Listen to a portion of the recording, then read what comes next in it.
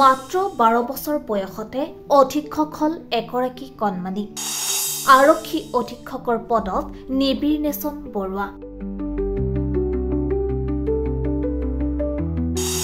সপ্তম শ্ৰেণীত অধ্যয়নৰত ছাত্ৰজন হল আৰক্ষী অধীক্ষক। বলিউডৰ অনিল কাপুৰ অভিনীত নায়ক চিনেমাখনৰ কথা মনত আছেনে? এদিনৰ বাবে মুখ্যমন্ত্ৰীৰ পদত বহিছিল অভিনেতা অনিল কাপুৰ। ঠিক একেদৰে আজি বজালিতো দেখা গল এক ব্যতিক্ৰমী দৃশ্য। আৰক্ষী অধীক্ষকৰ আসনত বহিল এজন ছাত্ৰ। বজালিৰ সপ্তম শ্ৰেণীৰ ছাত্ৰ নিবিৰনেচন বৰুৱা হল এদিনৰ বাবে আৰক্ষী অধীক্ষক। বিশ্ব শিশু দিৱস উপলক্ষে এই কাৰ্যসূচী হাতত লৈছে বজালি আৰক্ষীয়ে। আৰক্ষী অধীক্ষকৰ আসনত বহি উৎফুল্লিত হৈ পৰিল সপ্তম শ্ৰেণীৰ নিবিৰনেচন বৰুৱা। এদিনৰ বাবে আৰক্ষী থানাৰ লগতে আৰক্ষী চকীও পৰিদৰ্শন কৰিলে আৰক্ষী অধীক্ষকৰ আসনত বহা নিবিৰনেচন বৰুৱাই।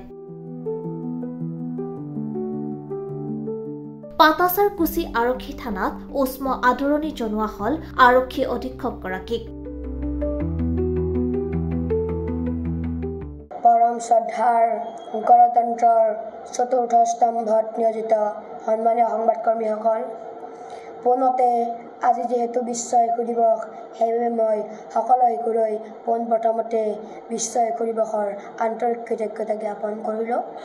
আজিৰ এই বিশেষ দিনটোত মই বজালি জিলাৰ এদিনৰ আৰক্ষী অধীক্ষক হোৱাৰ সুবিধাটি দিয়াৰ বাবে অসম চৰকাৰৰ মাননীয় মুখ্যমন্ত্ৰী ডক্টৰ হিমন্ত বিশ্ব শৰ্মা ছাৰ, অসম পুলিচৰ DGP হৰমিত সিং ছাৰৰ লগতে বজালি জিলাৰ জ্যেষ্ঠ আৰক্ষী অধীক্ষক সুমন চক্ৰৱৰ্তী ছাৰ, লগতে বজালি জিলাৰ অতিৰিক্ত আৰক্ষী অধীক্ষক ত্ৰিনয়ন ভূঞা ছাৰৰ লগতে ত্ৰিনয়ন ভূঞা ছাৰ আদি কৰি বজালি আৰক্ষী অধীক্ষক কাৰ্যালয়ৰ সমূহ কৰ্মকৰ্তাক ধন্যবাদ জনাইছোঁ। মোৰ সৰুৰে পৰাই আৰক্ষী অধীক্ষক হোৱাৰ মন, সপোনটো পূৰণ কৰিব পাৰিম নে নোৱাৰিম নাজানো, কিন্তু মনে প্ৰাণে চেষ্টা কৰিম। কিন্তু আজি মোক অসম চৰকাৰে দিয়া এইটো সুবিধা মই চিৰদিন মনত ৰাখিম। কেতিয়া আবেদন কৰিছিল? মোৰ জন্মক্ষণৰ লগত দেশ সেৱাৰ ভাৱ জড়িত হৈ আছে, কাৰণ মোৰ জন্ম 15 আগষ্টত। আশা কৰোঁ ভগৱানে মোক এই ক্ষেত্ৰত আশীৰ্বাদ প্ৰদান কৰিব। বৰ্তমান অসমত শিশু অধিকাৰ সপ্তাহ চলি আছে। শিশুসকল ধৰণীৰ সম্পদ, সেয়েহে শিশুসকলৰ উজ্জ্বল ভৱিষ্যত গঢ়ি তোলাৰ বাবে প্ৰত্যেকগৰাকী অভিভাৱকে দায়িত্ব লোৱা উচিত। বিশেষকৈ বাল্য বিবাহ, শিশু শ্ৰমিক, শিশু সৰবৰাহ আদি ক্ষেত্ৰ ৰোধ কৰাৰ ক্ষেত্ৰত চৰকাৰৰ প্ৰশাসনৰ লগতে প্ৰত্যেকগৰাকী অভিভাৱকৰ কিছুমান দায়িত্ব থাকে। আশা কৰোঁ অনাগত দিনত যাতে ই সমূলি নোহোৱা হয়। আৰক্ষী চকীসমূহ পৰিদৰ্শন কৰিলে কেনেকুৱা দেখিলে? ভাল লাগিছে। সকলো ঠিকেই আছে? ঠিকেই আছে। তেখেতৰ নাম নিবিৰনেচন বৰুৱা, আপোনালোকে গম পাইছে। তেখেত আমাৰ এদিনৰ বাবে আজি জ্যেষ্ঠ আৰক্ষী অধীক্ষক। তেখেতৰ মন আছিলে সৰুৰ পৰা আৰু আৰক্ষীৰ পোচাকযোৰ পিন্ধাৰ, লগতে জ্যেষ্ঠ আৰক্ষী অধীক্ষক হিচাপে কাৰ্যনিৰ্বাহ কৰি ডিষ্ট্ৰিক্টখনৰ আৰু ৰাইজৰ সেৱা কৰাৰ, আৰু এই সূত্ৰে তেওঁ মাননীয় অসমৰ মুখ্যমন্ত্ৰী মহোদয়ক যোগাযোগ কৰিছিলে, অনুৰোধ কৰিছিলে, আৰু সেই সূত্ৰে আমাৰ DGP অফিচৰ দ্বাৰা মাননীয় DGP মহাশয়ৰ পৰামৰ্শ মতে আজিৰ দিনটোত তেওঁক এই সুযোগ দিয়া হৈছে।